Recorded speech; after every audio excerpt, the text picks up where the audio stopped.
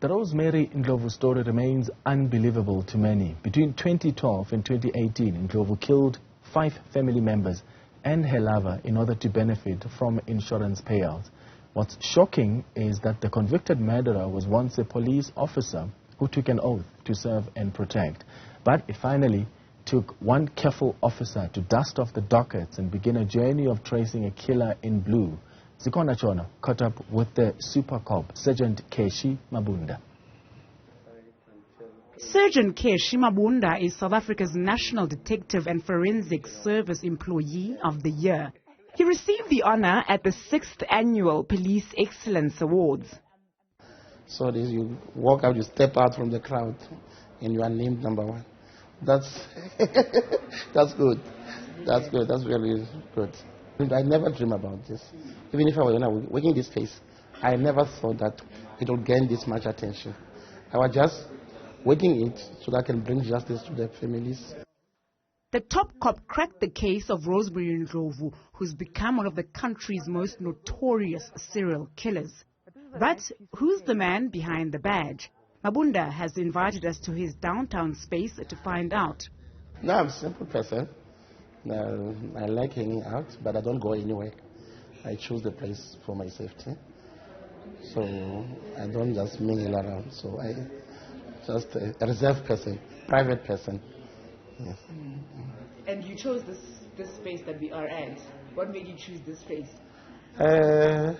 In most cases, when I was doing the case, I was coming here. Like there's a dam here. I just come and fish. So it happened that the guys said they know me, the owners here. So they allow me to come and fish. So it gives me peace of mind. Mabunda says he came across Rosemary Ndlovu's case after he became suspicious. He says he overheard her speaking to a colleague. It was in 2015, around October,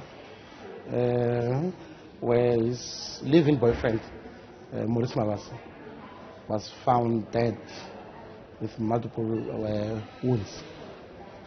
So the following day, after he passed on, Rosemary came to the police station with a bunch of insurance policies to be signed by my colleague.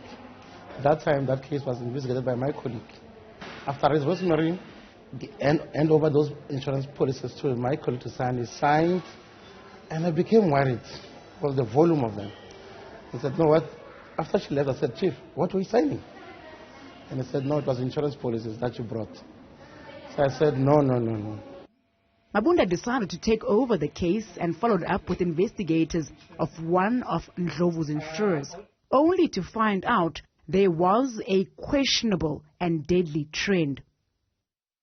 This person did claim in 2012, did claim in 2013, and all these people, she's the main beneficiary, and all of them, they died mysteriously. He says he collected all dockets of the dead family members and notified the insurer to put a red flag on Ndlovu's name while investigations were ongoing. This agitated Ndlovu when she found out, and she confronted Mabunda. He became very careful and kept Ndlovu at bay until he nabbed her after 3 years of investigations. I took the docket and hand it over to and book it to another person. It was within another police station. So she mustn't be suspicious, but the physical docket was in my possession. Because I knew that she got access, the police officer got access, she would be able to check every day as to who's the investigating officer. I've done that in 2015. The case has put him and his family's life at risk.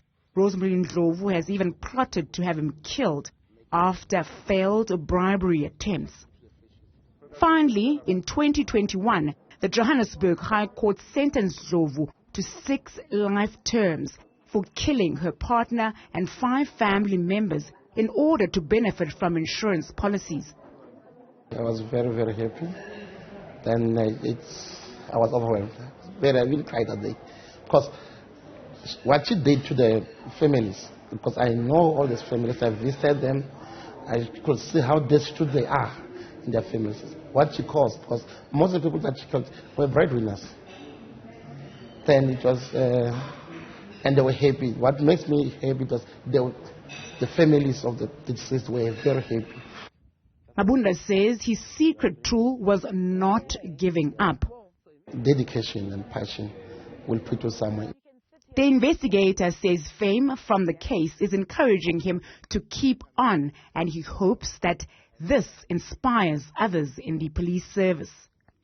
We came here to get a lighter side of him, but there's one secret that we couldn't get out of him.